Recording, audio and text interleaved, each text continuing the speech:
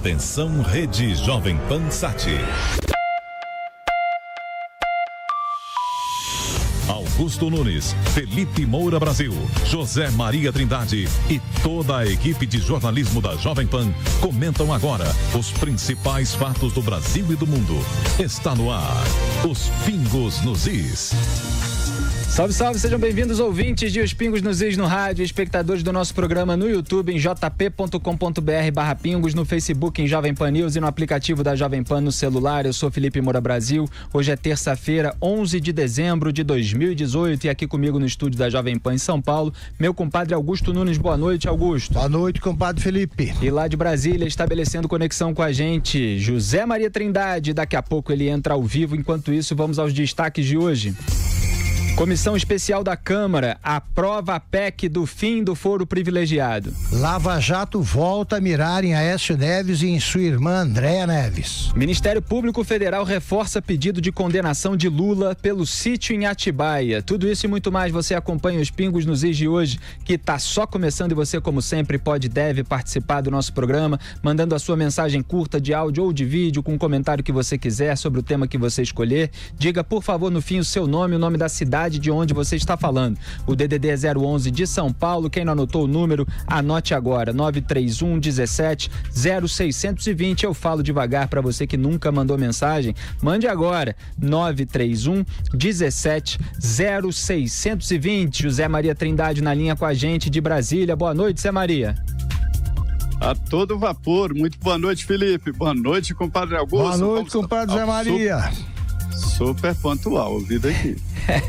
É hora de informação e análise com dinamismo e alegria. É hora de Os Pingos nos Is. Andrezão, meu compadre, solta a vinhetinha e vamos com tudo. Opinião. Hora de colocar Os Pingos nos Is. Muito bem, Comissão Especial da Câmara dos Deputados aprovou de forma relâmpago a PEC do fim do foro privilegiado. A aprovação se deu de forma unânime e sem a participação do PT, que não registrou presença na votação. Foi a terceira tentativa de discutir o texto, que, se não fosse aprovado, seria arquivado e voltaria à estaca zero na próxima legislatura. O texto prevê que o benefício seja restrito ao presidente e vice-presidente da República, além dos presidentes da Câmara, do Senado e do STF. Então esses aí continuam com foro privilegiado, mas as demais autoridades não. Ficará para a responsabilidade da próxima legislatura aprovar em plenário o texto que já passou pelo Senado. Quer dizer, o texto, então, já passou pelo Senado, já foi aprovado na Comissão Especial da Câmara, falta ser aprovado em plenário, quando votam, tem direito a votar os 513 deputados eleitos. Então, deve ficar para o ano que vem, quando o Congresso estará renovado com aqueles que foram eleitos nas eleições de outubro deste ano. José Maria Trindade, eu começo por você, porque isso aconteceu agora há pouco aí em Brasília. Quais são as suas considerações? Pois é, a primeira é a seguinte, facilmente confundido aí a falta de quórum com preguiça, né, com falta de vontade, não é isso não. Em política, a inércia é uma força muito forte, ficar quieto e deixar a coisa passar. Foi isso que aconteceu. Havia quórum no plenário, eu vi as assinaturas dos deputados e em seguida o plenário ficou vazio e não houve como votar. Chegou o fim da legislatura, não é só o fim do ano, né? É o fim da legislatura. Uma legislatura tem 4 anos, é um mandato parlamentar. E aí a próxima legislatura começa em fevereiro, logo no dia 17 agora começa o recesso parlamentar e aí os projetos só valem se houver o endosso, né, de novos deputados que tomaram posse em 1º de fevereiro. Ninguém sabe exatamente o que vai acontecer. O PSL está querendo a presidência da comissão, dessa toda poderosa Comissão de Constituição e Justiça. Se isso acontecer, o projeto será endossado e acelerado. Felipe, eu não gosto muito desse projeto, mas devo dizer que eu não gosto de jeito nenhum dessa história do Congresso Nacional decidir que não vai decidir. Eu acho que o parlamentar é eleito exatamente para ser conhecido, para botar a cara na janela e dizer eu estou desse lado. E fazendo esse tipo de artimanha, de articulação de esvaziamento de plenário, isso não é digno do parlamento. Isso irrita, isso demonstra que o deputado vai para fazer chincana, vai para enganar eleitores e não exatamente para exercer altivamente o seu mandato. Portanto, o projeto foi arquivado. E a matéria só poderá ser pautada, quer dizer, para essa votação no plenário da Câmara dos Deputados, depois do fim das intervenções no Rio de Janeiro e em Roraima. E, portanto, como a gente disse, na próxima legislatura, porque uma PEC, proposta de emenda à Constituição, não pode ser votada enquanto está havendo intervenção federal. Não sei se o governo vai escolher interromper a intervenção para votar a PEC, né? Aí não vai depender também do próximo governo. Agora são duas, pois é. Augusto Nunes, foi uma vitória da pressão popular, certo? Pressão popular, e eu acho que a próxima legislatura aí, né, tem de cumprir, os deputados eleitos têm de cumprir o seu dever, e os reeleitos cumprir o seu dever e completar essa tramitação, porque esse foro privilegiado virou uma afronta aos brasileiros que cumprem a lei, né? Ele surgiu, o instrumento do foro privilegiado, ele tem, como tantos outros, uma justificativa até muito bonita, para garantir a liberdade de expressão, né? A sua gênese está na Inglaterra, quando o parlamento resolveu garantir a palavra, né, dos integrantes do parlamento, que poderiam então seriam defendidos de eventuais represálias do rei, né? Podiam até criticar o rei, etc. Agora, no Brasil, a essa altura do campeonato, perdeu completamente o sentido, porque o que se viu ao longo da história, também aqui no Brasil, é o seguinte: foro privilegiado. Se é uma ditadura, ele não funciona, porque os ditadores não dão a menor bola para isso e atropelam tudo. Se estamos numa democracia, como é o caso agora, não é necessário. Os deputados podem falar à vontade. O foro privilegiado só serve para que eles cometam crimes, se refugiem no Supremo e contem com a infinita bondade da segunda turma. Agora nem tanto, porque mudou a composição, mas que contem, enfim, com a boa vontade e a solidariedade de juízes que nunca foram juízes de fato e que agem por interesses políticos de maneira extremamente benevolente com tudo quanto é bandido, que é o que não falta no Congresso. Para quem chegou à Terra agora, o foro por prerrogativa de função, né, que ficou popularmente conhecido como foro privilegiado, faz com que os políticos que são investigados, que se tornam réus, sejam julgados no Supremo Tribunal Federal e não na primeira instância, depois na segunda, depois recurso ao STJ e aí sim no STF. Eles vão direto para o Supremo Tribunal Federal, que é um tribunal eminentemente político, composto por ministros escolhidos por presidente da República. Diga lá, Zé Maria. Eu cometi um equívoco grave, que é o seguinte: eu comentei um outro projeto, porque eu estava na comissão, que era o projeto de escola sem partido, de que não houve votação. Então eu queria refazer o comentário. Pois é, teve um determinado momento que eu achei esquisito que você se disse contra ou que não gostava desse projeto. Eu falei, o Zé não gosta do projeto do fim do foro privilegiado? Na verdade, Explique-se, Zé Maria. O Freud explica esse negócio, né? Freud explica muito bem essa troca. Diz que nunca é por acaso, mas enfim. Foram as ondas da transmissão daqui de São Paulo até de Brasília, Zé. Fala aí.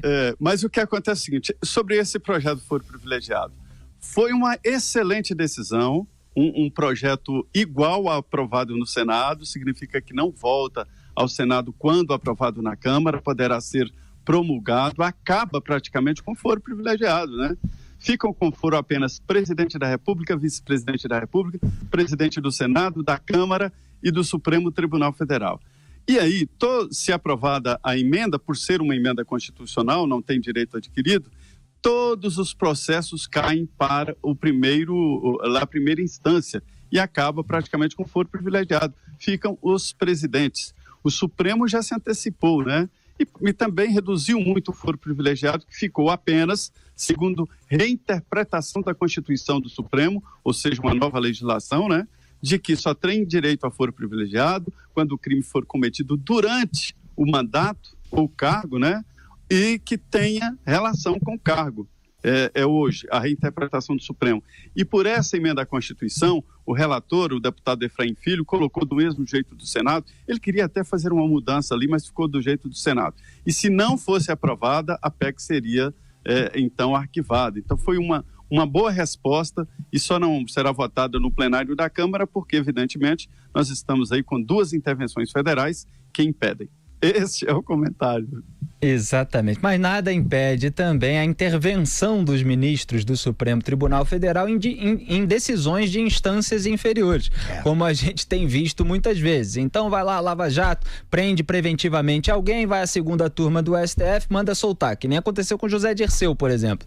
Aí vai a investigação, avança, o sujeito é condenado em primeira instância, é condenado em segunda instância, vai à segunda turma do STF e manda soltar, mesmo condenado em segunda instância, contrariando aquela decisão do plenário do Supremo de 2016 que autorizou a execução provisória da pena, ou seja, a prisão após condenação em segunda instância. A segunda turma fez isso, quer dizer, mandar soltar depois da condenação em segunda instância, com o José Dirceu também, quer dizer, liberou da preventiva, liberou depois que ele foi preso, condenado em segunda instância. Então o STF ainda fica com certos poderes, mas obviamente os políticos já vão tendo esses desgastes e já ficam suscetíveis a essas medidas mais drásticas, mais pesadas das instâncias inferiores, e a população obviamente já queria isso há muito tempo. Então, repito... Mas tudo acaba lá mesmo. Tudo acaba lá mesmo. Tudo acaba lá. O caso lá. do Lula começou na primeira instância. Qualquer advogado hoje do interior já sabe disso. Quando apresenta uma petição inicial lá, ele coloca, de acordo com o artigo tal da Constituição, já garantindo aí a tentativa de levar o assunto para o Supremo, onde tem, né, o controle constitucional. O que é um absurdo, né? Porque cabe ao Supremo, a rigor, interpretar a Constituição, não é isso? Em caso, na eventualidade de dúvidas. Então eles foram deformando as funções do Supremo, e o Supremo hoje funciona como um tribunal do júri, sem júri. De costas para o júri, que somos nós.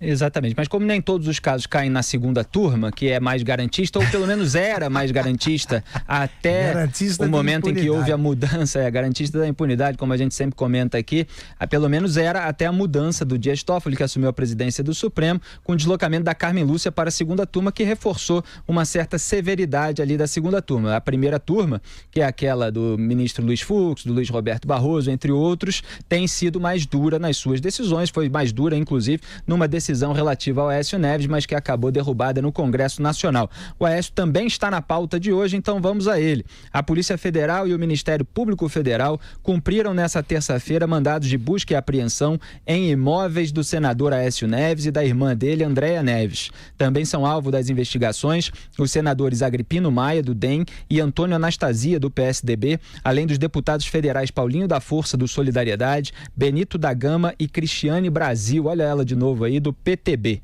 A operação foi chamada de Ross e teve início a partir da delação de executivos da JIF. Segundo a PF, Aécio Neves comprou apoio do Solidariedade por 15 milhões de reais e do PTB por 20 milhões de reais.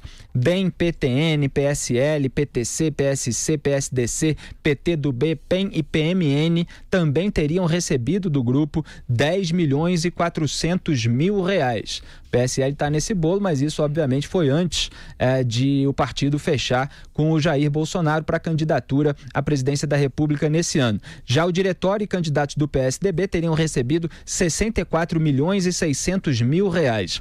Empresários paulistas também teriam ajudado com doações de campanha e Caixa 2 por meio de notas frias. Em delação, os executivos relataram repasse de propina de quase 110 milhões de reais a Aécio durante a campanha presidencial de 2014. A PF, aliás, chegou a solicitar a prisão domiciliar e a suspensão dos mandatos de Aécio, Andréia, Cristiane Brasil, Benito e Paulinho da Silva, mas o ministro do STF, Marco Aurélio Mello, e a Procuradoria-Geral da República não autorizaram. Temos um trecho da decisão do magistrado, quer dizer, do Marco Aurélio, abro aspas. Quanto à representação por aplicação de medidas cautelares da prisão, tem-se impropriedade. Relativamente ao investigado Aécio Neves, não há dados concretos individualizados a demonstrarem a indispensabilidade das medidas pretendidas. O órgão acusador, ao manifestar-se, destacou que a situação de plena liberdade do investigado não representa risco à ordem pública. Descabe partir-se da capacidade intuitiva, olvidando-se que a presunção é de postura digna ante o fato de o investigado estar submetido aos holofotes da justiça. Fecho aspas. Aliás, o Marco Aurélio também disse que não havia nenhum indício concreto de risco de fuga do país, por exemplo. Você vai ler em português também depois, não? Pois é, depois a gente tem que dar uma traduzida, mas esse meu acréscimo já deu uma clarificada na parte certo. Que é mais... esclarecedora, né? O senador, no fim da tarde, tentou se defender e atacou os delatores. Solta o vídeo do Aécio aí, Andrezão. As solicitações da Polícia Federal foram absolutamente desnecessárias, até porque o maior interessado em esclarecer todas essas questões sempre fui eu. E eu sempre estive à disposição das autoridades para prestar todos os esclarecimentos devidos. A verdade é que nós não podemos mais aceitar que delações de criminosos confessos e suas versões se sobreponham aos fatos. E o fato concreto é um só, do que nós estamos tratando nesse inquérito. De doações à campanha eleitoral, doações feitas em 2014, de forma legal, registrada na Justiça Eleitoral, aprovadas por essa mesma Justiça Eleitoral, sem absolutamente qualquer contrapartida. Agora, delatores, e no caso o senhor Joesley Batista, em busca da manutenção da sua imunidade penal, da sua incrível imunidade penal, falseia as informações e transforma algo lícito, legal, com aparência de crime. Não houve nenhuma ilicitude. Ao contrário, procuraram durante todo esse tempo algum benefício que eu pudesse ter oferecido ao seu grupo, como governador, como senador da República. Não encontraram nada. Daí a declaração do senador Aécio Neves. Augusto Nunes, é muita informação, evidentemente aqui a gente não tem ainda acesso a todo o processo, a todos os elementos levantados pela Polícia Federal para pedir a prisão do Aécio, mas o que o Marco Aurélio está dizendo é que não havia ali os pré-requisitos para uma prisão, o próprio relatório diz que não havia risco à ordem pública e aquilo que o relatório diz que havia, o Marco Aurélio disse que não havia. Então ele achou melhor não prender o Aécio até o momento, vamos esperar os desdobramentos. Risco à ordem pública raramente há, né? Porque eles também não vão provocar mobilização. O que é risco à ordem pública? Eles vão fazer. Agora, obstrução da justiça e destruição de provas, isso aí acontece sim, com muita frequência e pode ter acontecido, porque havia muitas coisas a descobrir. Agora é engraçado, todo mundo é perseguido, a Polícia Federal Brasileira chegou à perfeição. Ela persegue todo mundo de todos os partidos, à esquerda, à direita, todo mundo. O Aécio, se você muda o tom de voz, aí bota mais erros de português, aí você ouve o Lula. Ou se você põe algumas frases menos compreensíveis, você ouve a Dilma. Todo mundo é perseguido. O fato é que eu vejo até com tristeza o desfecho da vida política do Aécio, que é um político agonizante, ainda que ocupe alguns mandatos, exerça alguns mandatos como deputado federal, porque eu conheci o Aécio ainda secretário do avô, brilhante, um grande político, Tancredo Neves, e eu lamento ver que ele que tinha tudo para aprender com o avô não aprendeu nada. O avô, inclusive, era um homem cauteloso, honesto e cauteloso no que dizia. O Aécio é ganancioso, já é um homem rico, queria mais, e não é nem um pouco prudente no que diz, não aprendeu nada com o avô. O Tancredo brincava dizendo, eu não dou nem bom dia, eu não sei se o dia tá bom, por telefone eu não falo nada.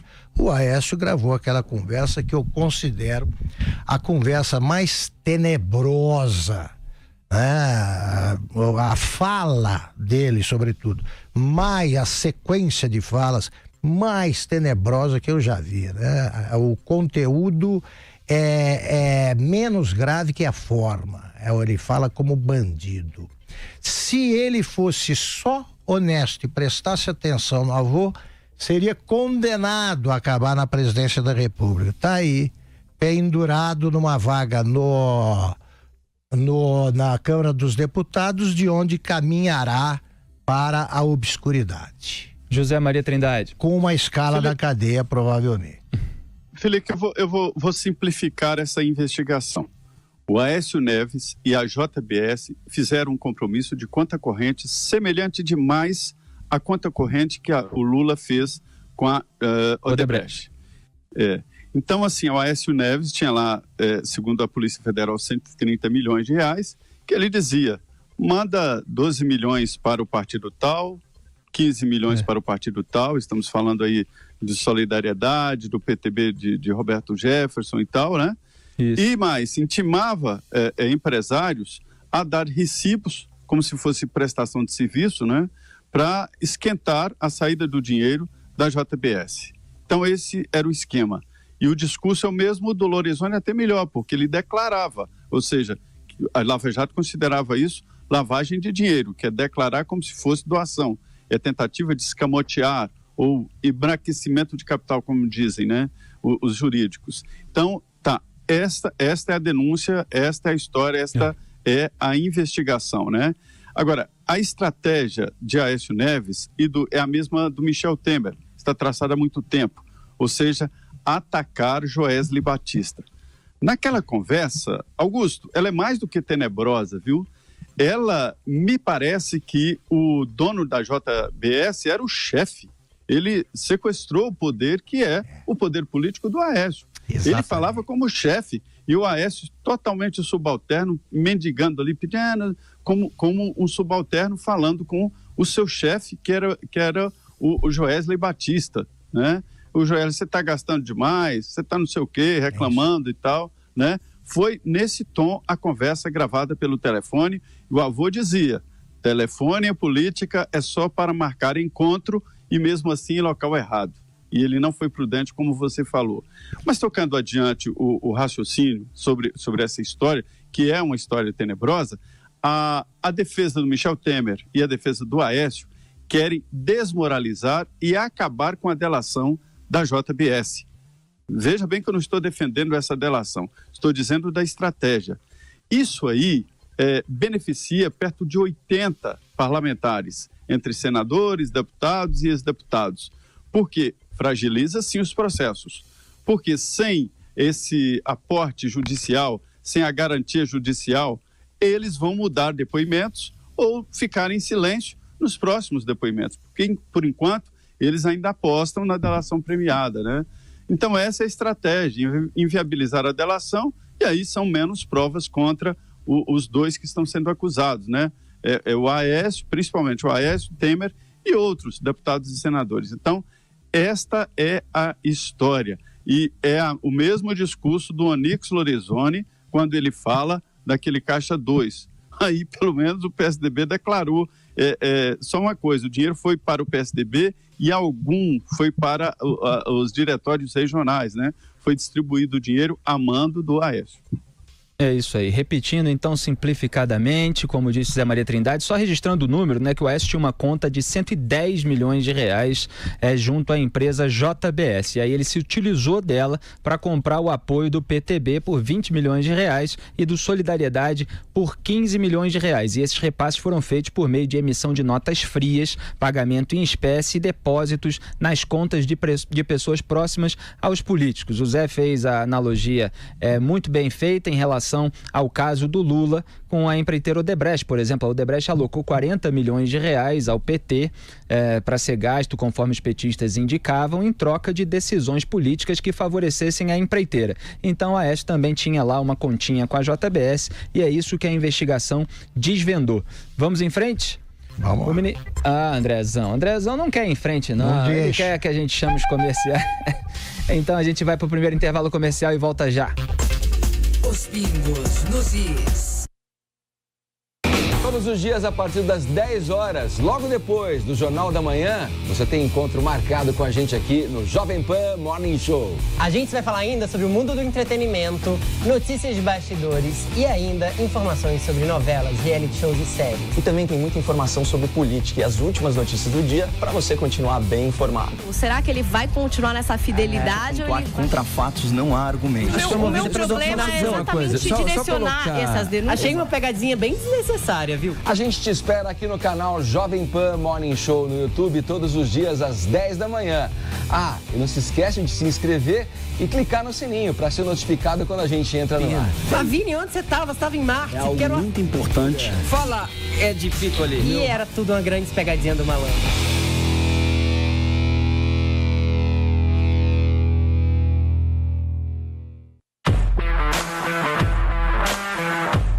Esse é o canal Jovem Pan News no YouTube.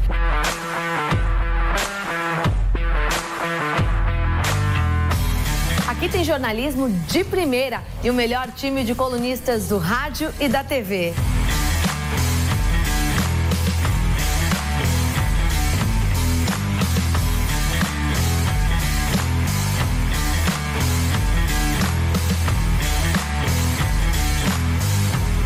Tem debates, discussões e cobertura dos principais acontecimentos do país, além dos seus programas favoritos da Jovem Pan. Então já sabe, né? Dá um like nesse vídeo e se inscreva no canal. E não se esqueça de clicar no sininho para receber as notificações quando a gente estiver no ar. Jovem Pan News, informação, credibilidade e o melhor time do jornalismo.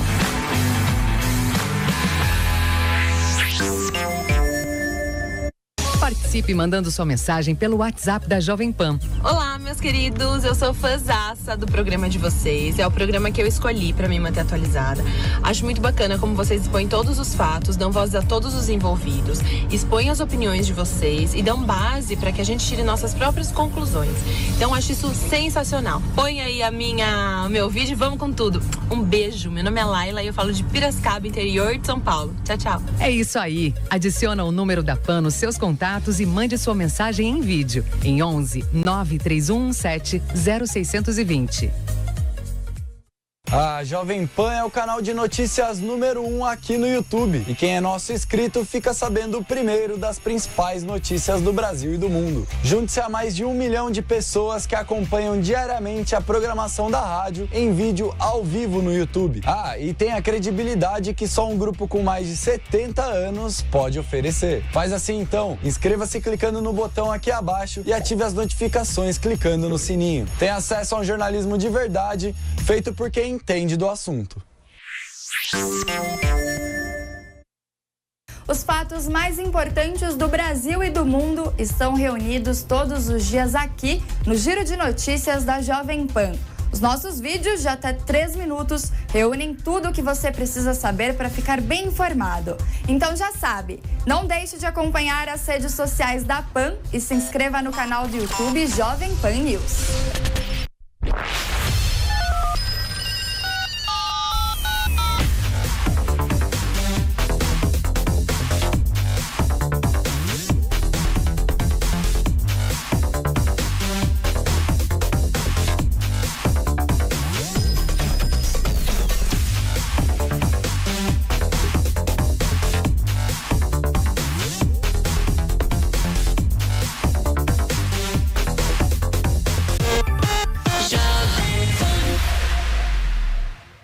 Opinião com credibilidade.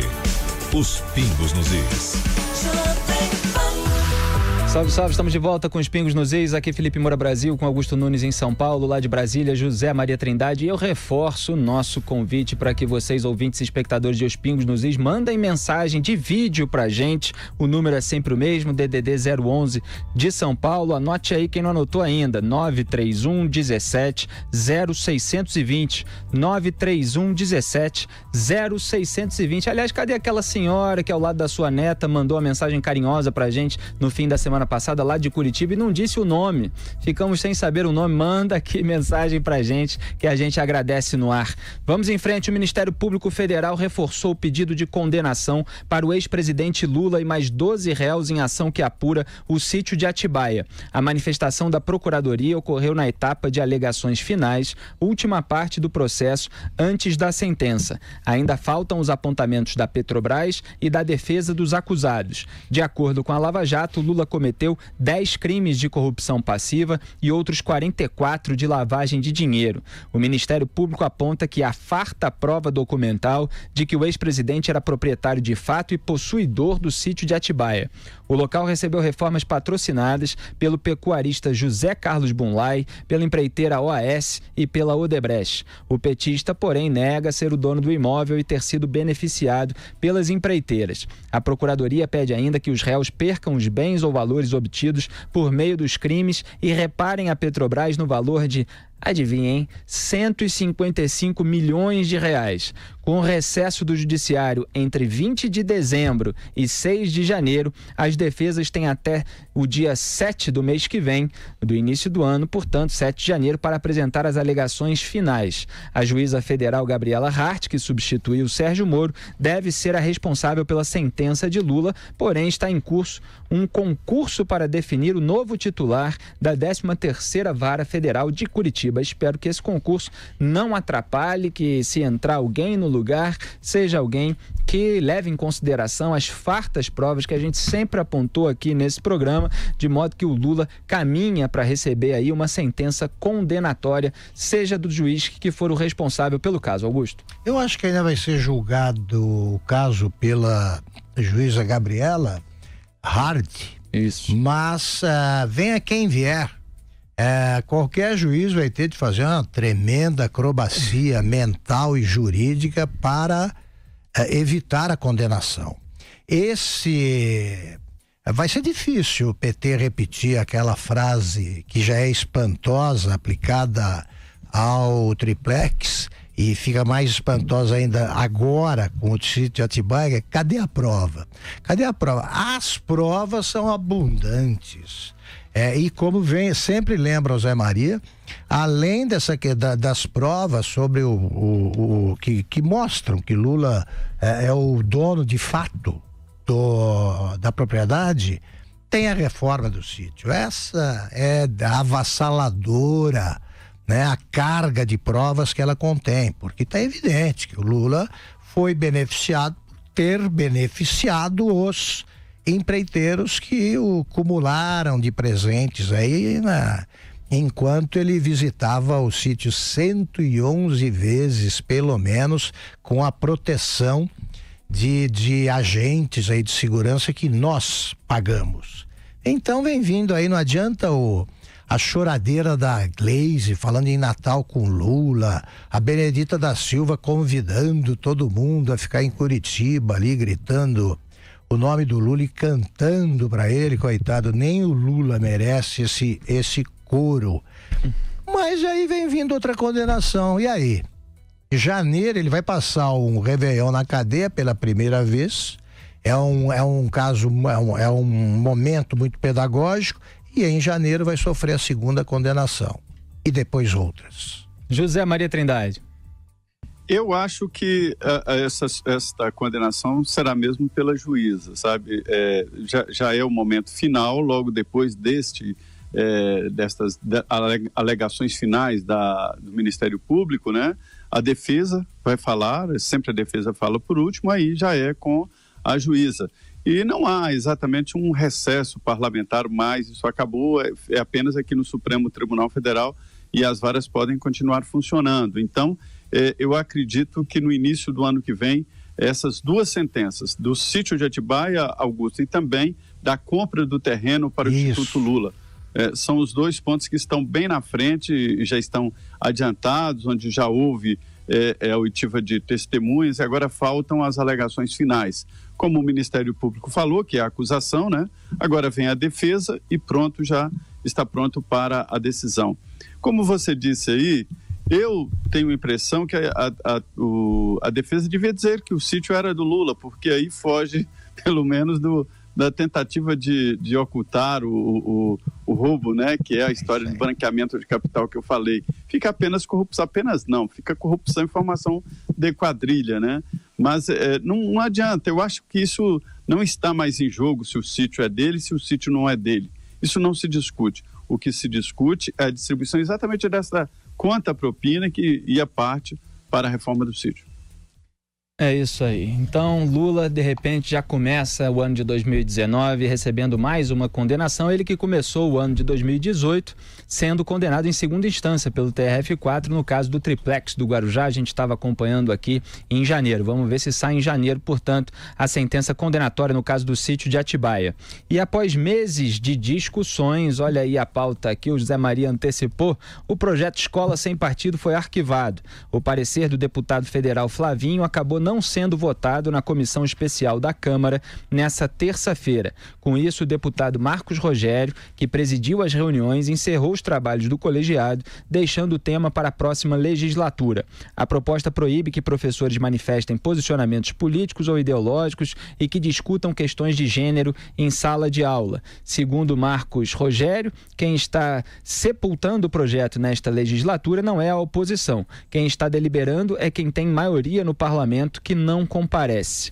Embora houvesse quórum suficiente registrado no painel eletrônico, o plenário da comissão ficou esvaziado. Aliás, cadê aquele pessoal que estava defendendo o projeto Escola Sem Partido e não compareceu hoje?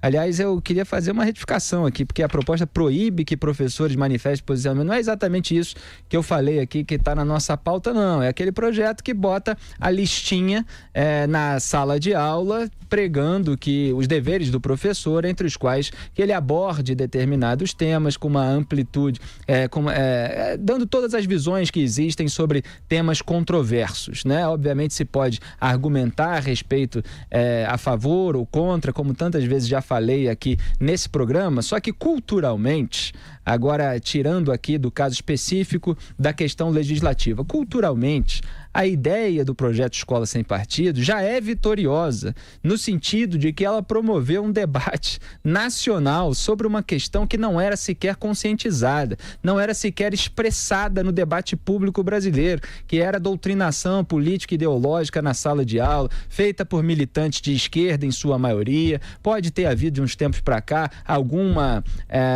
contraponto a respeito disso tudo, mas em sua maioria o que a gente já passou, eu passei na faculdade, muita gente que eu conheço, muita gente que veio a público falar das suas experiências, passou por essa doutrinação. Teve casos de acusação também de procuradores em relação à ocupação de certos partidos de escolas, como houve no Pedro II, lá, por exemplo, no Rio de Janeiro. Então, houve um debate tremendo e a esquerda brasileira, em sua maioria, se voltou contra o projeto Escola Sem Partido, praticamente legitimando a tese daqueles criadores do movimento Escola Sem Partido e desenvolvedores, como o Miguel Najib, professor e advogado. Então, mesmo que a questão legislativa não avance, culturalmente o debate avançou e há hoje uma conscientização maior nesse sentido, e eu espero realmente que os pais sempre estejam atentos ao que é ensinado aos seus filhos dentro de sala de aula. Seja doutrinação de um lado esquerdo, do lado direito, seja qual for, eles têm de ficar atentos e conversar com os filhos e eventualmente até com os diretores da escola se achar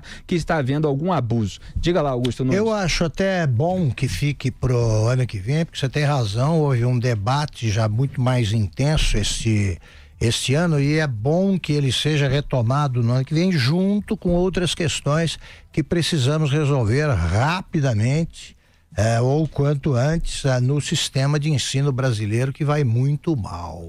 Quer dizer, até porque isso ajuda torna mais transparente, mais límpida essa discussão. Porque quando você tem alguém pregando ali as próprias ideias, quer dizer, fazendo proselitismo, que é isso que acontece, tem professor que vai para a sala de aula para contar a história do mundo, a maneira dele, para contar a história do Brasil, a maneira dele e tal. Enquanto isso, se deixa de ensinar matemática e a língua portuguesa, e formamos gerações sucessivas de analfabetos do ensino médio. Então, a gente tem que colocar tudo isso aí num balaio, porque são questões inseparáveis, né? Nós temos de resolver a questão do ensino médio, do ensino no Brasil, porque o governo Lula e o governo Dilma, eles deram preferência, além de estimular esse tipo de pregação, eles deram a ênfase total ao ensino superior, né? E formam analfabetos funcionais com a diploma de doutor. Todos podem ser chamados de doutor, não sabem nem escrever, né? A palavra doutor, capaz de escrever com L. Então, o ensino está precisando se transformar de fato numa prioridade do governo, e vamos discutir aí tudo de uma vez e resolver esses problemas com participação popular.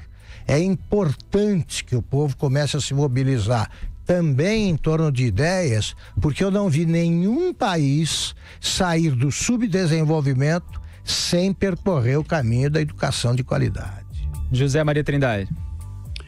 Olha, copiar e colar aquele comentário. É o seguinte, sempre que se aprova uma lei, ela restringe. É assim a história da humanidade, é assim a história de convivência, né? É preciso ter parâmetros, mas esses parâmetros eles sempre comprimem, não tem jeito. Então, assim, uma lei assim é claro que vai dificultar. Eu concordo 100%.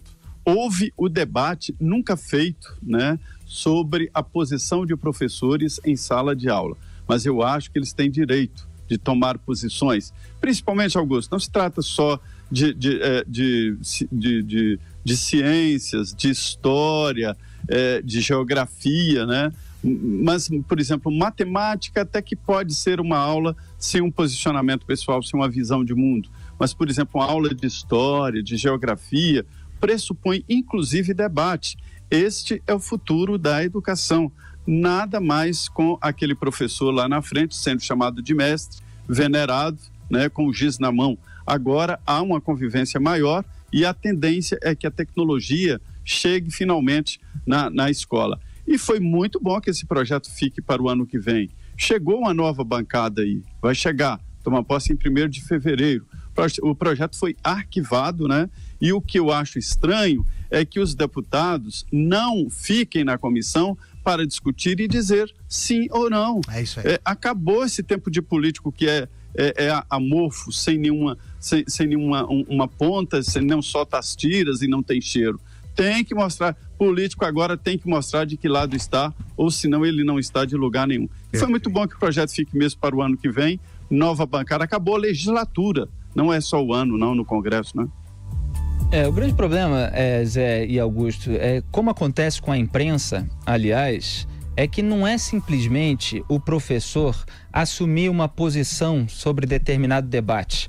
Muitas vezes eu comparo esse programa aqui a outros que existem e eu falo, a gente dá a informação, depois a gente faz uma análise. E o que acontece muitas vezes em sala de aula, como acontece em muitos órgãos de mídia, é que a posição, a militância, ela vem distorcendo a informação já misturada, já doutrinando, já enviesada. Isso que não acontece aqui, apesar de os inimigos falarem o contrário, é que é o problema. E em sala de aula, o professor muitas vezes está abusando do tempo que ele tem cativo de atenção dos alunos, que são muitas vezes crianças, adolescentes, né, para fazer esse tipo de distorção histórica, distorção de informação em nome da causa que ele defende. Aí é que está o problema. Quando isso é feito no debate público, o leitor, ouvinte, espectador pode trocar de canal, né? Ele tem essa liberdade. Agora o aluno, ele é dependente daquela aula para passar de ano. Muitas vezes ele tem que inclusive escrever na prova aquilo que o professor acredita para ele ser aprovado na matéria. Se ele discordar, ele é aprovado. E como a gente vê e muitas vezes denuncia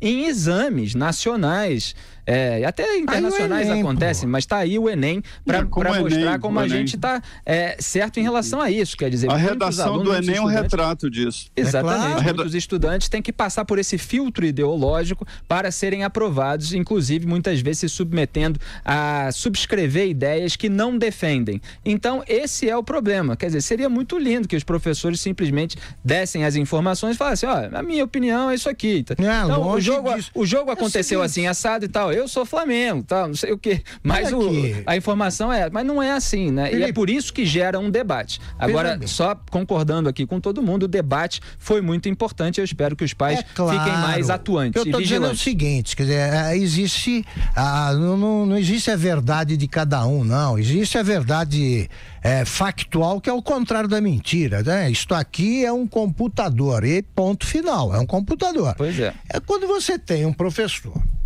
que diz que a União Soviética foi um sucesso e que terminou, professor de história, terminou porque foi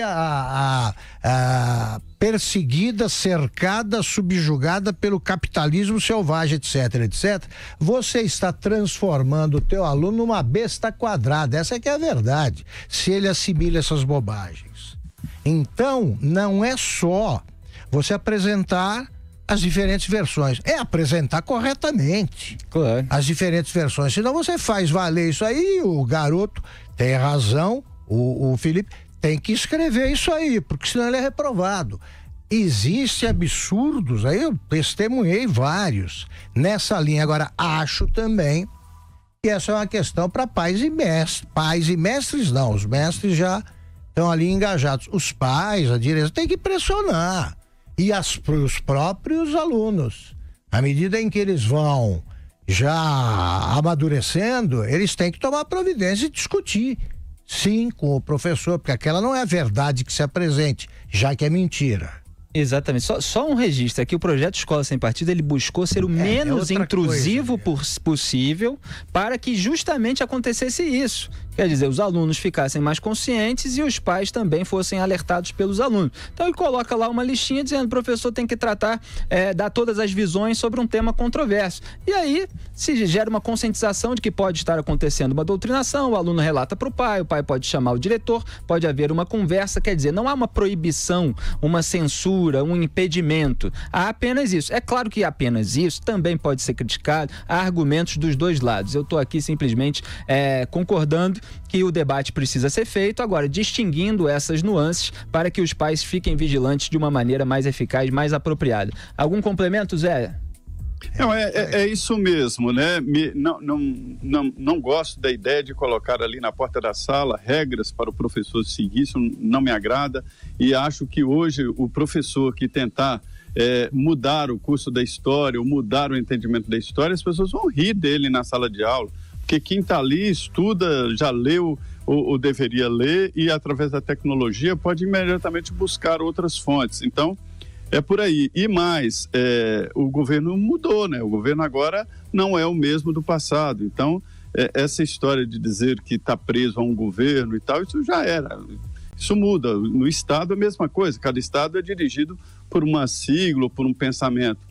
Então, as pessoas têm que aprender a discutir e acho que o melhor lugar para aprender isso é na escola, na faculdade, na universidade. Agora, esse alerta foi importantíssimo, histórico, eu diria.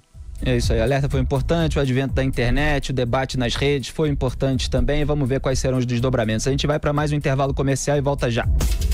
Os pingos nos is.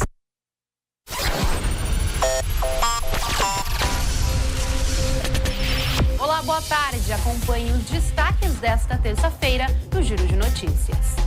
O Ministério Público Federal reforçou o pedido de condenação para o ex-presidente Luiz Inácio Lula da Silva e mais 12 réus na ação penal da Operação Lava Jato, que apura reformas feitas no sítio de Atibaia. As alegações finais foram protocoladas na noite desta segunda-feira.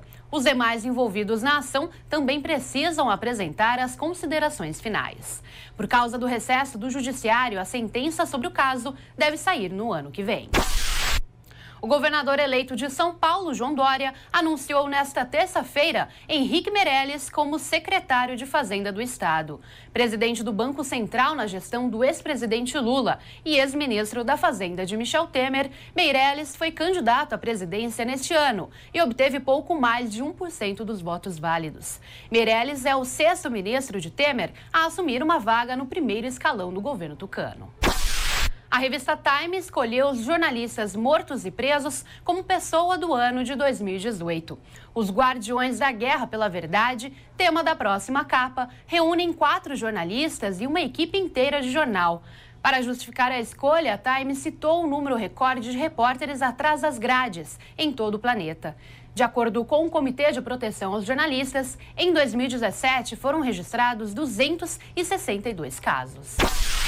Acompanhe a Jovem Pan aqui no canal do YouTube Jovem Pan News e também no site jp.com.br. Até mais! Se prepara pro pancadão. A jornalista Amanda Garcia publicou no site da Jovem Pan a lista dos 7 funks mais conhecidos internacionalmente. Será que você acerta qual é o mais popular? Então já faça a sua aposta. Solta a vinheta aí, Dia. Fun and Music News. Jovem Pan. 7ª posição, Dennis DJ, MC Nandinho e MC Nego Ban. Começamos com Malandramente. Começou a seduzir malandramente, meteu o pé pra casa, diz que a mãe tá ligando, nós se vê por aí. No 6º lugar, MC Fiote com Bumbum Tantão.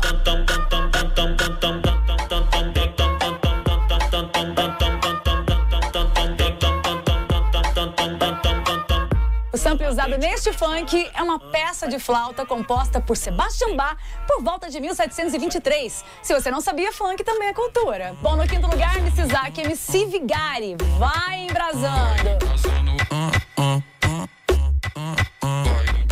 Embrasando que sequer existe no dicionário formal, mas que no baile funk quer dizer tá muito bom, tá bom demais. Essa batida que fica na cabeça. E o quarto lugar, MC Joãozinho e MC Cadinho com Agora Vai Sentar.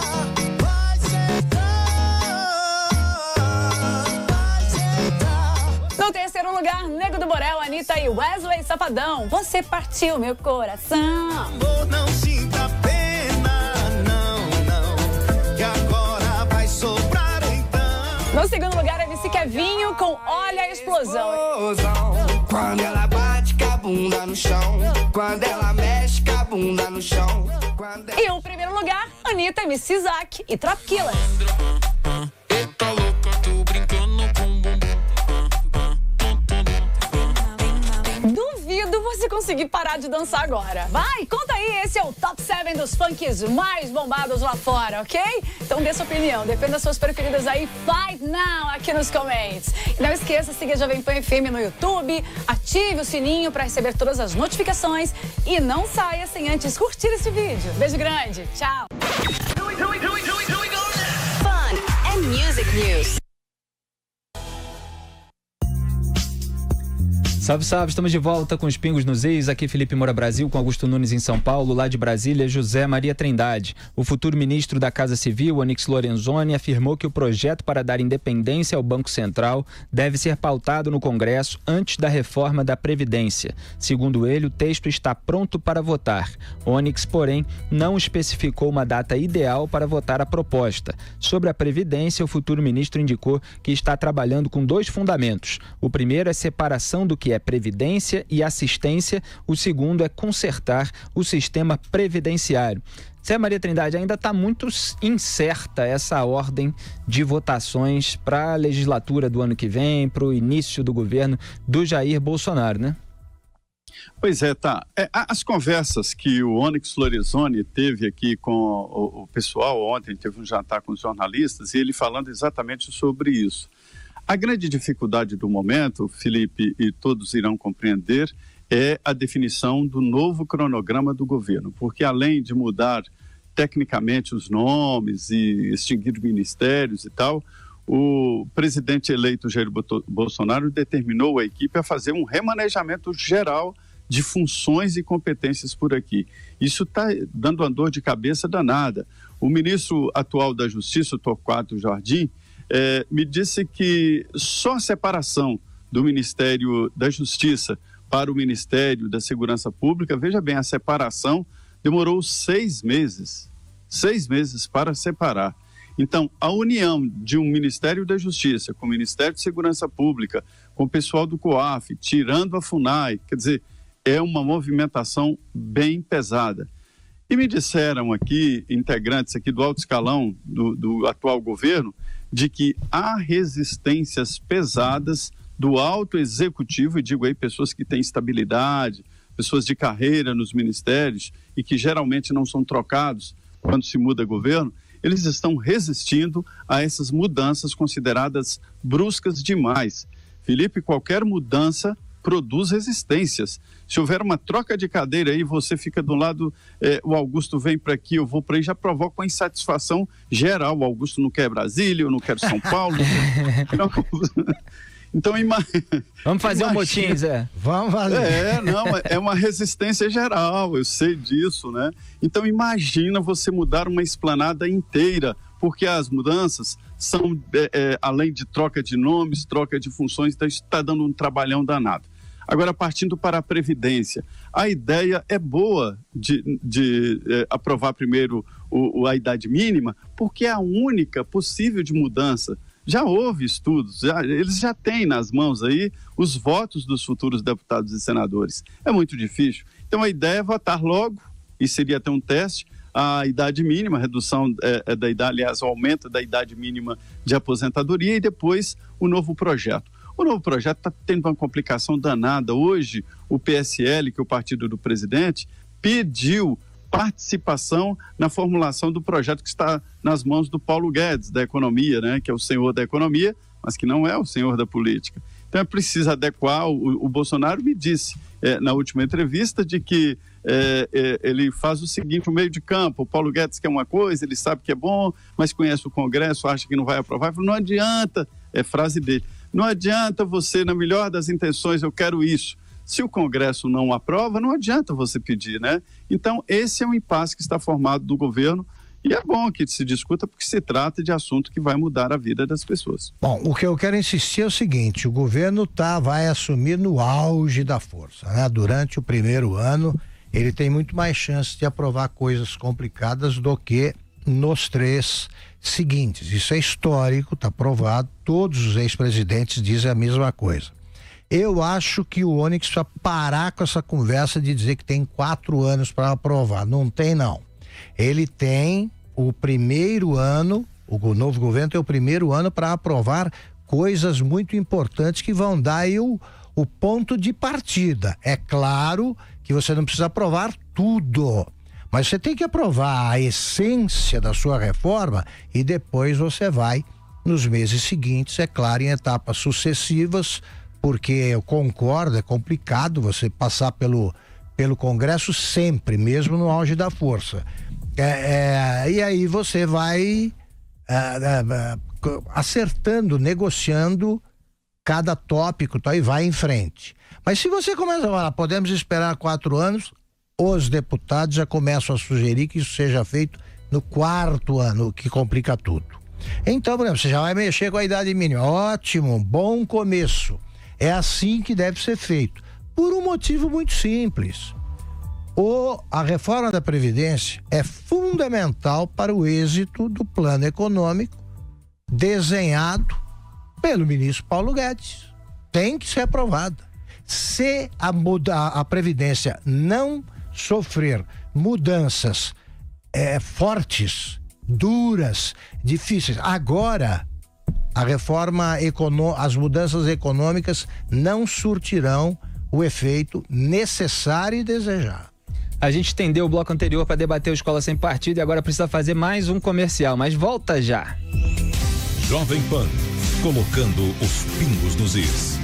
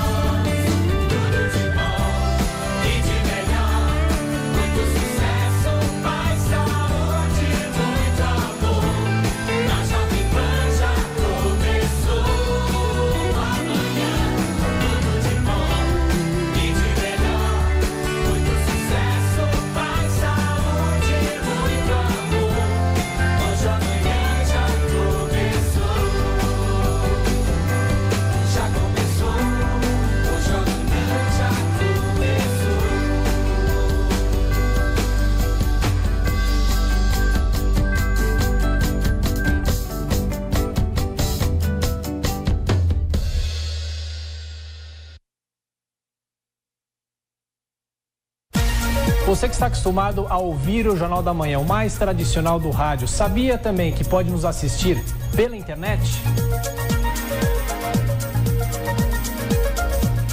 As notícias do dia, a análise dos nossos comentaristas, tudo na tela do seu computador, do seu celular e até da sua televisão. Assista pelo canal Jovem Pan News no YouTube e também no Facebook. Jornal da Manhã de segunda a sexta-feira, a partir das 7 horas, com imagens na internet.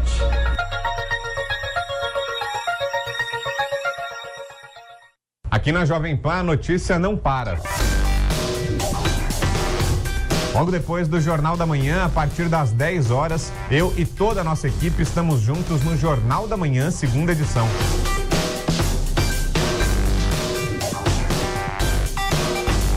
Tudo o que você precisa para continuar seu dia muito bem informado, com análises, entrevistas e as últimas notícias.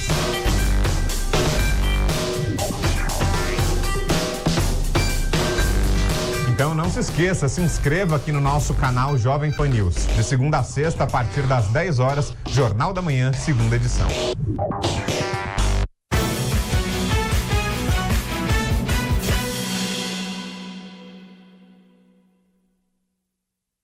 Participe mandando sua mensagem pelo WhatsApp da Jovem Pan. Meu nome é Sérgio, sou do interior de São Paulo, de Mogi-mirim. Sou um fã de vocês, tenho acompanhado recentemente o programa, agora é todo dia, já deixei a notificação aí, o sininho para me avisar. Eu sou Emerita de Azevedo Batista e falo de Campos dos Goytacazes, Rio de Janeiro.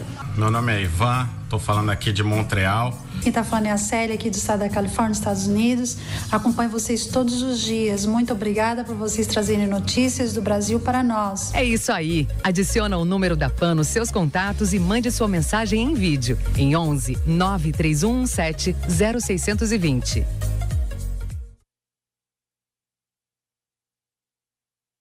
Salve, salve, estamos de volta com os Pingos nos Is. Aqui Felipe Moura Brasil com Augusto Nunes em São Paulo, lá de Brasília José Maria Trindade. Só um registro rápido sobre o assunto do bloco anterior. O Paulo Guedes confirmou a indicação de Rogério Marinho para o cargo de secretário especial de Previdência em seu Ministério da Economia.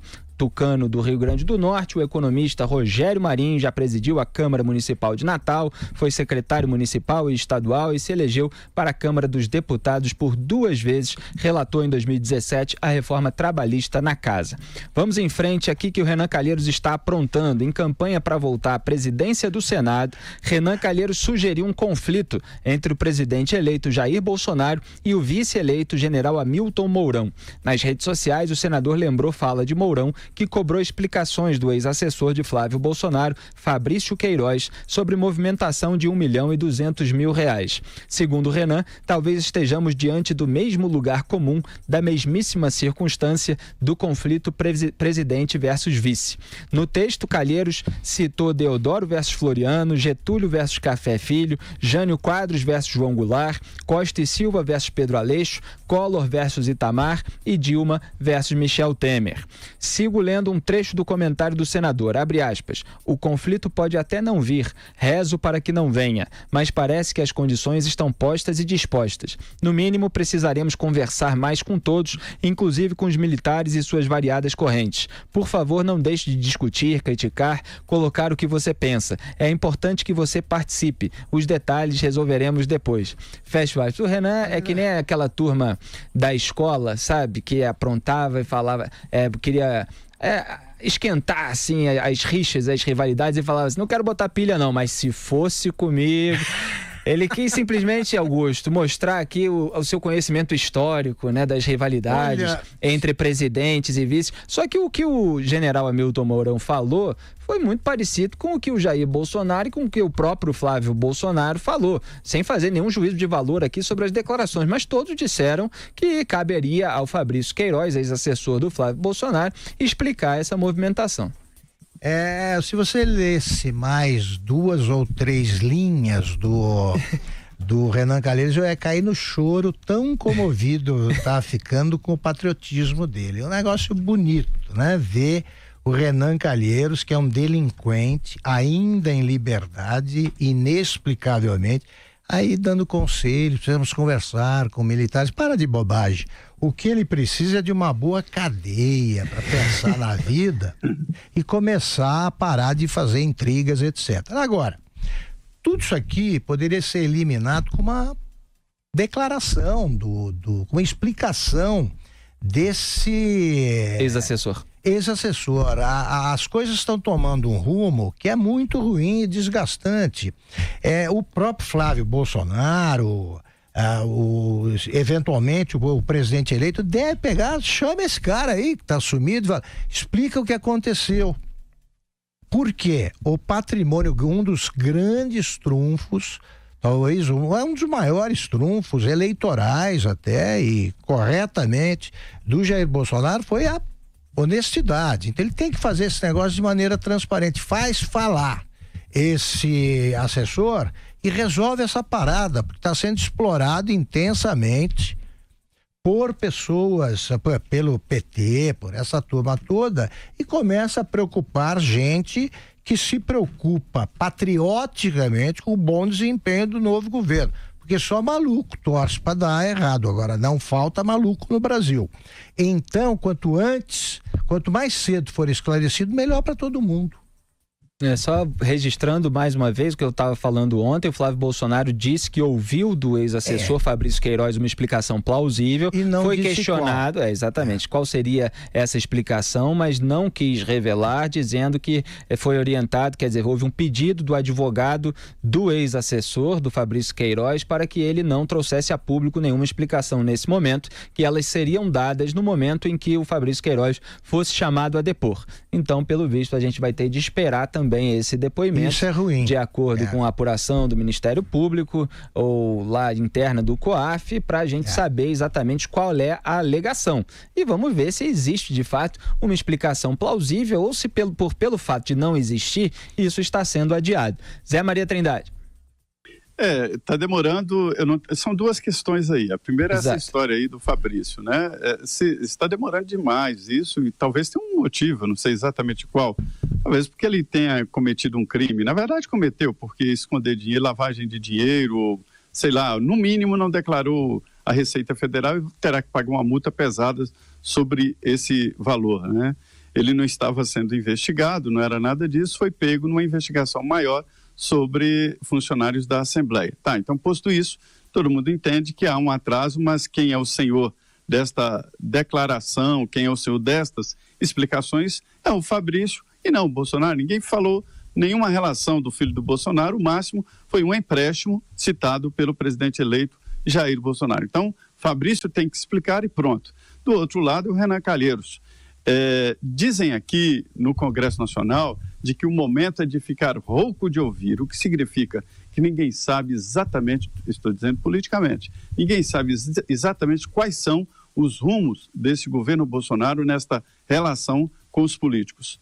Há uma síndrome da abstinência danada, viu? Felipe, o pessoal está ali do outro lado da esplanada, senta e chora, olha para o Palácio do Planalto e chora com saudades, né? Das benesses e do poder, porque os políticos não estão indicando para o primeiro escalão. Então está todo mundo querendo saber o que vai acontecer. E a ideia é que este primeiro ano seja assim. E aí no segundo ano, depois de concluído o segundo ano, todo mundo já sabe qual é a relação do governo com o Congresso e tal, e aí a coisa fica mais formalizada. Então é por isso que o Renan Calheiros está capitalizando apoio de deputados e senadores para ser um líder. E mais, o debate dele e a defesa dele é de enfrentar o Poder Judiciário, né? E aí que ele ganha, porque, olha, metade do Congresso tem um problema com o Judiciário. Então, é essa a relação e a posição de Renan Calheiros. Agora, sobre os vices, ele tem razão, né? Eu acho que os vices estão desnecessários. Gente, se houver um impedimento para o presidente, que faça uma nova eleição. Uma viagenzinha ali do outro lado do mundo não é nada para o mundo de comunicação como é hoje. Vai no Aerolula e você vê custou uma nota, ele tem comunicação total, imediata com os ministros, e o presidente, onde é que ele esteja, ele resolve tudo por aqui. Esse negócio de vice era no tempo em que os presidentes andavam no vapor, andavam no navio, demorava meses para chegar do outro lado do mundo, né? Então, agora não, o cara faz uma viagem no jato presidencial, então tem que acabar com o vice. O impedimento, uma nova eleição. Sem deixar de lembrar, obviamente, que houve alguns atritos, essa palavra é até forte, né? Mas entre o Jair Bolsonaro e o general Hamilton Mourão durante a corrida eleitoral, porque o Hamilton Mourão falou algumas besteiras no momento indevido, recebeu um certo puxão de orelha do Jair Bolsonaro, só que o Renan tratou desse caso relativo ao ex-assessor do Flávio Bolsonaro e os discursos foram muito parecidos, do general Hamilton Mourão, do Flávio Bolsonaro e do Jair Bolsonaro. Então o Renan, obviamente, está aproveitando aí para causar intriga e tentar se capitalizar mais uma vez para a presidência do Senado. Agora, só uma... só a última fala sobre isso, porque o general Hamilton Mourão hoje é o vice-presidente da República diplomado, ele não é assessor do presidente eleito Jair Bolsonaro. Se amanhã ou hoje ele quiser chegar lá e falar tchau, não converso mais com você, pronto, fica elas por elas, né? Não se trata dessa relação que o Renan Calheiros quer insinuar de que existe entre... Gente, isso é uma república, não é um dono do palácio. Então, a relação entre os dois está boa exatamente porque o Jair Bolsonaro sabe disso. Está acostumado com esse tipo de relação. E só um registro aqui sobre esse caso do ex-assessor. O Globo mostrou o lugar em que mora o Fabrício Queiroz, que movimentou mais de R$1 milhão entre 2016 e 2017. Volto a fazer aquela ressalva que não é dinheiro parado na conta, é movimentação. Até o Onyx Lorenzoni deu uma declaração disso, a respeito disso, criticando a imprensa, falando que haveria uma maldade em se falar em movimentação bancária, que teriam sido 600 mil na conta, bota 600 mil, depois tira, aí fica a movimentação de R$1 milhão. Talvez o COAF ainda possa detalhar isso melhor mais adiante. Mas o Globo mostrou o lugar em que mora o Fabrício Queiroz e parece ser um casebre. Tem a foto lá no jornal, uma casa bastante humilde, vamos dizer assim, o que obviamente gera ainda suspeitas sobre o dinheiro do ex-assessor Fabrício Queiroz ter sido destinado a ele próprio. Ou vai ver, era destinado a ele próprio e ele não queria ostentar, né? O Zé Maria Trindade outro dia lembrou aqui no programa que é muito difícil esconder dinheiro, ele acaba aparecendo, né, nas compras que o sujeito enriquecido faz, no carro, no imóvel. No caso do Fabrício Queiroz, não apareceu. Então, aumenta ainda mais, né, Zé, as especulações nesse sentido. Até o sabonete muda. Até o sabonete, né? Porque sabonete com aquele cheiro. O que me intriga é o seguinte, o Flávio Bolsonaro achou convincentes as explicações, manda liberar logo isso aí. Simples assim. O Flávio Bolsonaro que está meio retirado, está de molho aí do debate público, a conta de Twitter dele desde o dia 8 de estar 3 dias parada nesse último comentário que ele deu, dizendo que continuo com minha consciência tranquila, pois nada fiz de errado, não sou investigado, agora cabe ao ex-assessor prestar os esclarecimentos que se fizerem necessários ao Ministério Público. Então vamos ver quais serão os desdobramentos disso e a gente vai acompanhar tudo aqui em Os Pingos nos Is, escândalos à esquerda e à direita e contra todas as patrulhas, a gente vai dar as informações e vai fazer as análises em seu devido tempo. E o senador Renan Calheiros negou que pretende oferecer o comando do Conselho de Ética ao PT. Pausa para risadas, por favor. Vou repetir a frase, tá? Para quem não captou, que a gente vem de um assunto polêmico, então talvez o pessoal não tenha entendido. O senador Renan Calheiros, parece piada, negou que pretende oferecer o comando do Conselho de Ética ao PT.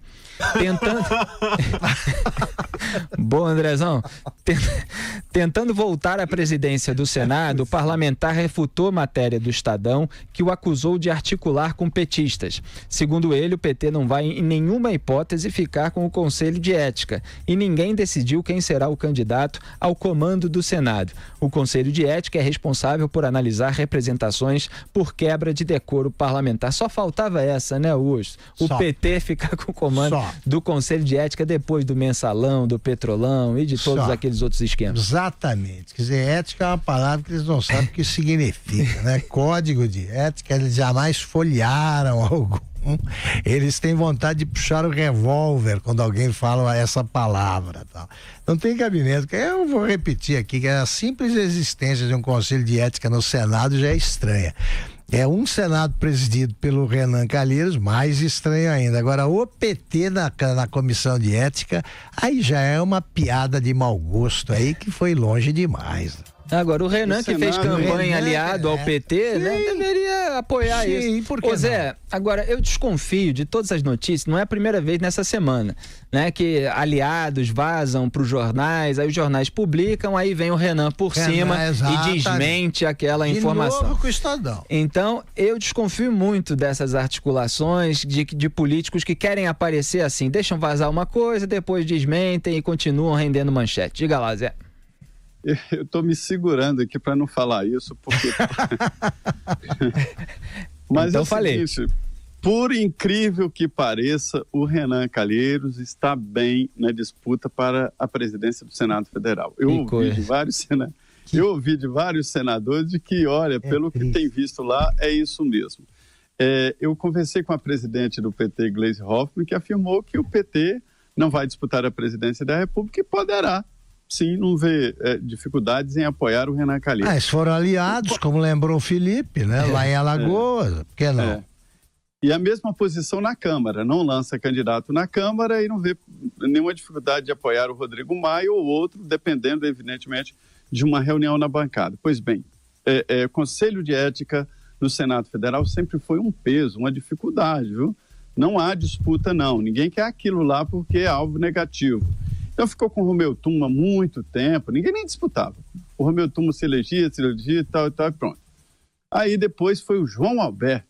Vocês conhecem o João Alberto? Ninguém conhece o João Alberto, porque ele foi eleito no Maranhão com votos do Sarney, e ele saiu agora. Ele arquivou o projeto à torta e à direita para o Aécio, para não sei quem, e pronto. E não quis saber e pronto. Então o Conselho de Ética nunca foi disputado. Na Câmara, a disputa começou quando o mensalão explodiu. Aí falaram, opa, é preciso controlar o Conselho de Ética. Eduardo Cunha escolheu a dedo os integrantes do Conselho de Ética, tanto que não caçou ninguém. Veja bem, o Gedel está aí para caçar o Maluf um ato da mesa, é um conselho programado para não conselhar, para não funcionar, né? E no Senado Federal é simples, o presidente que é candidato, ele distribui primeira secretaria para fulano, a vice-presidência para o segundo partido, geralmente o PSDB, como hoje, e tal, e faz um acordão, voto secreto no plenário, pronto, é eleito Renan e todos os cargos preenchidos. O Conselho de Ética não é votado como primeira secretaria, indicação da mesa diretora e do presidente. Então, a presença do Senado, a votação o voto não é aberto, é aberto? É secreto, voto secreto, né? Esse aqui assim é o problema. Assim como todos os integrantes da mesa diretora, né? Vice-presidentes, secretários e tal, é tudo eleito de forma secreta e tem que conseguir a maioria. Se não houver a maioria, vai para um segundo turno.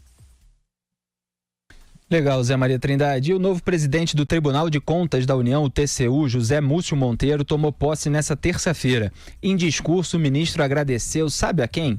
Ao ex-presidente Lula pela indicação para integrar a corte em 2009. A referência ao petista foi seguida de aplausos de parte da plateia, que era composta por ex-integrantes do governo do PT, como a ex-ministra Miriam Belchior, o ex-presidente do BNDES Luciano Coutinho, velho parceiro do Lula desde o primeiro Foro de São Paulo e até antes, obviamente, e o ex-AGU Luiz Inácio Adams. Nossa, esse não estava fazendo falta nenhuma, né, Augusto? Nenhuma. No local estava também o futuro ministro da Economia, Paulo Guedes, e o futuro ministro da Justiça e Segurança Pública, Sérgio Moro, que condenou Lula. Órgão ligado ao Congresso, o TCU é responsável por fiscalizar as finanças do governo federal e julgar as contas do presidente da República. Eu espero, né?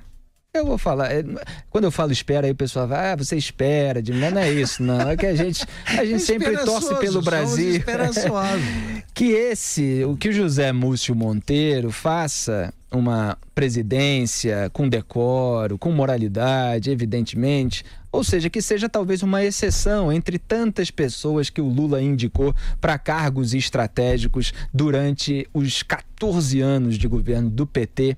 Obviamente ele não indicou durante o governo da Dilma, mas ele estava ali por trás claramente do governo da sua afilhada política, Augusto. Quer dizer, a forma de indicação é muito ruim, né? Esse negócio de você botar político em tribunal, dá nisso. Ele está ainda grato pela indicação que ocorreu em 2008, né? 2008. Ele não passa gratidão. É um negócio fantástico e louco para mostrar que continua grato e tal. Como o Ricardo Lewandowski, a gratidão não acaba nunca. Nunca. A própria menção que é dispensável. Porque ou você acredita que você que tem qualidades suficientes para ocupar um cargo desses, ou você não acredita e devia recusar. Agora, botar aí na conta do padrinho, mencionar o padrinho que está preso. Ele devia ter vergonha dessa lembrança. Exatamente. E devia dizer, apesar de quem me indicou, eu tenho qualidades para estar aqui. Então, estar aqui. A menção já é ruim. Agora, parece lá, Miriam Belchior, convém não esquecer. É a viúva, entre aspas, do prefeito de Santo André, Celso Daniel. Ela era a viúva ali, oficial, e teve um comportamento ruim, para dizer o mínimo, depois do assassinato do seu marido. Nunca se preocupou em esclarecer esse caso. Nunca se declarou indignada com o que houve em Santo André, foi sempre um quadro do partido, ganhou um ministério com essa brincadeira. Luciano Coutinho, espero que venha logo a abertura da caixa preta do BNDES para a gente completar a biografia, a parte sombria da biografia do Luciano Coutinho. E o Luiz Inácio Adams, meu Deus do céu, né? Quer dizer, é uma mistura de uma marca de chiclete com um péssimo, com o prenome que não remete a boas lembranças. José Maria Trindade. Eu tenho uma resistência ao Tribunal de Contas da União. Primeiro, Augusto, que essas indicações aí, elas são diferentes do Supremo Tribunal Federal, né? No Supremo, o presidente indica e o Senado aprova. Nesse caso aí, o presidente indica uma parte, a Câmara indica outra parte e o Senado indica outra parte. Então, é por isso que às vezes entram lá deputados que não querem mais ser reeleitos e tal. Um ministro, quando chega no Tribunal de Contas da União, ele ganha a vitaliciedade, né? Ele não pode ser demitido, ele é vitalício, né? É o caso do José Múcio, que chegou e tal. É o caso da mãe de Eduardo Campos, que antes de iniciar a campanha, ele colocou a mãe no Tribunal de Contas da União. Eduardo Campos morreu durante a campanha, né? Pois bem, então assim, a minha resistência é o seguinte, que eu acho que é um tribunal que gasta muito pessoas metidas a tribunal, aquilo ali não é um tribunal, eles não são magistrados, tem esse nome pomposo de ministro, e a posse do Zé Múcio foi muito badalada aqui, o jantar foi maravilhoso, toda a República estava lá, de todos os governos, né? E o Zé Múcio é um sujeito muito bom, muito bem relacionado, cantor, canta bem, gosta de seresta e tal. Enfim, mas o Tribunal de Contas da União não é nada mais, nada menos do que um órgão auxiliar do Congresso Nacional. Eu não entendo o tribunal. No Supremo, eu já ouvi de vários ministros falarem, não é ministro, aquilo ali não é um tribunal. É o que você disse, não é um tribunal, né, Zé? Não é não, um órgão auxiliar do Congresso Nacional, mas se porta como se fosse, faz pareceres para nada, porque faz parecer obras suspeitas e não podem receber dinheiro do orçamento. Os deputados vão lá e indicam dinheiro para essas obras e pronto, acabou, não tem, né? É uma indicação importante, às vezes é muito importante, mas eu tenho essa resistência, Augusto, porque se você for na sede do TCU, você vai entender o que eu estou falando. É a estrutura, a pompa que é, o cargo do ministro para nada, salários dos ministros e tal, e que acumulam o próprio TCU acumula com a aposentadoria e recebe acima do teto e tal, e eu acho que é para nada. Então, é gasto à toa. Então, e ainda tira onda de magistrado, não é magistrado. Perfeito. Agora, esse combate a indicações políticas para os tribunais de contas é uma bandeira, uma luta do Júlio Marcelo de Oliveira, que foi quem esquadrinhou as fraudes fiscais da Dilma Rousseff durante o governo do PT, que era procurador do Ministério Público de Contas junto ao TCU, Tribunal de Contas da União, hoje é presidente da Associação Nacional do Ministério Público de Contas. E houve um evento semanas atrás, no final de novembro, o 6º Congresso Nacional do MPD, Ministério Público e Sociedade. Desculpa, ele é a favor da extinção? Ele é contra a indicação política para todos os tribunais de contas. Ele, inclusive, deu uma declaração falando assim, aspas, no Mato Grosso, por exemplo, há 5 membros do tribunal hoje afastados por corrupção. Há ministros do TCU também sendo investigados pela Lava Jato. Há um mal-estar, no mínimo, com esse sistema de indicação política que compromete todo o processo de fiscalização. Fecha aspas. Isso foi uma declaração dele recente, mas ele tem lá uma proposta, lá com todas as suas considerações nesse sentido. E eu lembro também que lá no meu Rio de Janeiro. 5 dos 7 conselheiros do Tribunal de Contas do Estado foram presos e o 6º, na verdade, era o delator de todos os outros. Quer dizer, é uma tragicomédia esse país. Felipe, eu tenho medo de reclamar e aí decidir, então nós teremos que criar um tribunal, alguma coisa para controlar o TCU, sempre pode melhorar para pior, né? Como diria. Bom, a gente vai para o último comercial e volta já. Os pingos nos is. Nesta quarta-feira, a formação de uma nova frente fria sobre a costa da região sul favorece os temporais pelo Rio Grande do Sul. Tem risco até para queda de granizo, a chuva vem acompanhada de muitas descargas elétricas e ventos de até 70 km por hora. Enquanto isso, entre o leste paulista e o Rio de Janeiro, se chover, é de forma fraca e isolada. O sol vai predominar na maior parte do dia. Durante a tarde vai fazer bastante calor. De manhã em São Paulo, mínima de 19 graus, mas durante a tarde os termômetros marcam 31. E 31 também é a máxima prevista para as capitais Campo Grande, Salvador e São Luís. Durante a tarde, na região metropolitana de São Paulo, a temperatura pode subir ainda mais. Na região de Mogi das Cruzes, a máxima prevista é de até 32 graus.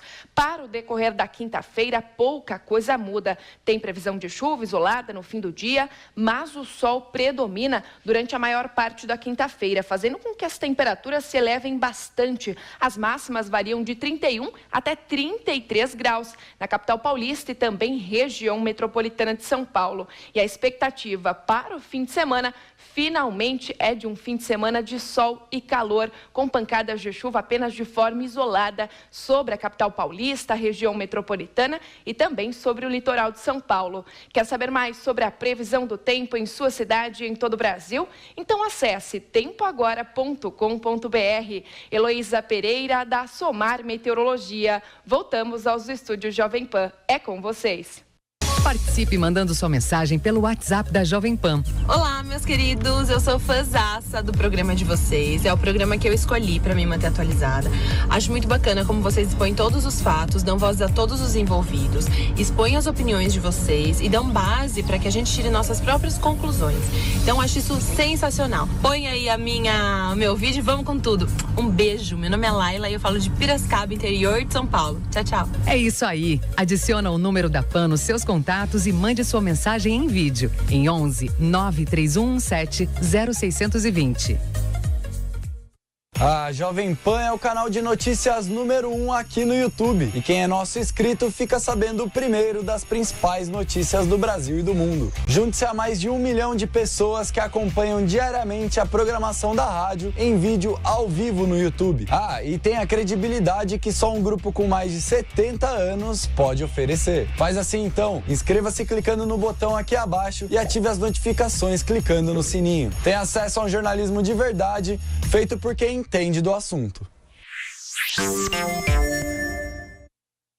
Os fatos mais importantes do Brasil e do mundo estão reunidos todos os dias aqui no Giro de Notícias da Jovem Pan. Os nossos vídeos de até 3 minutos reúnem tudo o que você precisa saber para ficar bem informado. Então já sabe, não deixe de acompanhar as redes sociais da PAN e se inscreva no canal do YouTube Jovem Pan News.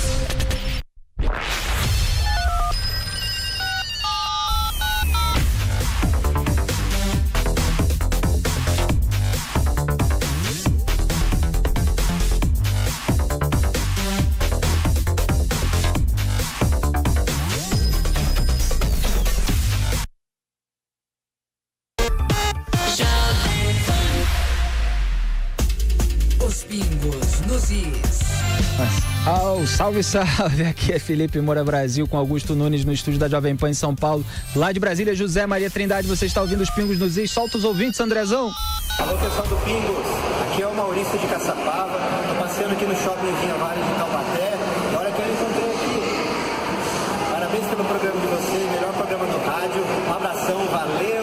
Olá, eu tô passando aqui só para dizer que eu acompanho vocês todos os dias no programa Pingo nos Is. E ouvindo aí o Aécio falando, quase que eu vou aos prantos aqui. É um cinismo puro. Abraço, aqui é Marcos de Fortaleza, no Ceará. Olá pessoal dos Pingos nos Is, aqui é Carlos, direto de Whistler, no Canadá, curtindo o programa de vocês, show de bola, parabéns. Me chamo Renato, aqui de Campo Grande, Mato Grosso do Sul. Felipe, Zé, Augusto, obrigado aí pelas informações dia a dia. Só se cair essa fim do foro privilegiado, tem que ver se eles não vão aprovar o fim da prisão em segunda instância, né? Porque daí eles não ficariam presos mais, né? Fala, galerinha dos Pingos nos Is, aqui quem fala é Pedro Henrique, aqui de Fortaleza, no meu Ceará. E tô sempre acompanhando vocês, um programa maravilhoso. ótimas notícias, ótimos comentários. Melhor do Brasil, hein? E tô aqui acompanhando vocês e fazendo um currículo aqui pra mim também, né? Porque diferente de muitos políticos aí do Brasil, a gente que é cidadão comum tem que trabalhar, né? Pra gente o bicho pega. Augusto, sou seu fã e tamo junto. Valeu, um abraço.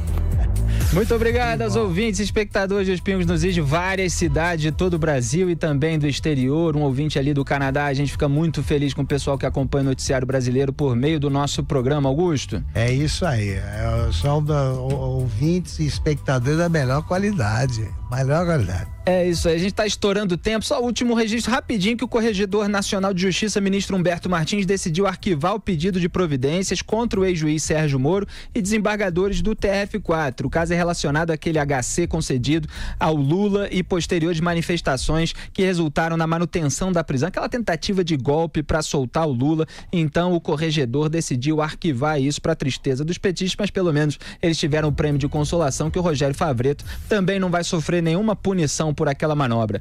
Zé Maria Trindade, o seu boa noite, suas considerações finais. É isso, a minha consideração final é a seguinte: os deputados e senadores estão de olho nos cargos de segundo escalão nos estados. Bolsonaro deu um freio aí, disse que não, vai continuar com o critério técnico para nomeações. É isso. Muito boa noite, Augusto. Boa noite, Felipe. Boa noite a todos. Síndrome de abstinência, tá certo, Zé? Boa noite, Zé. Boa noite, Augusto. Boa noite, Felipe. Sentados no banco da praça, olhando para o palácio e chorando de saudade. Boa noite a todos os ouvintes e espectadores de Os Pingos nos Is, de segunda a sexta, das 18h30 às 20 horas, com transmissão ao vivo no YouTube em jp.com.br/pingos, e as íntegras ficam disponíveis em jp.com.br/pingadas. Ou você procura o nosso canal Os Pingos nos Is na busca do YouTube, clica lá no nosso canal e na aba Vídeos, que tem as íntegras e trechos de destaque dos mais recentes aos mais antigos, todo o nosso arquivo. Até amanhã, um grande abraço a todos. Os Pingos nos Is.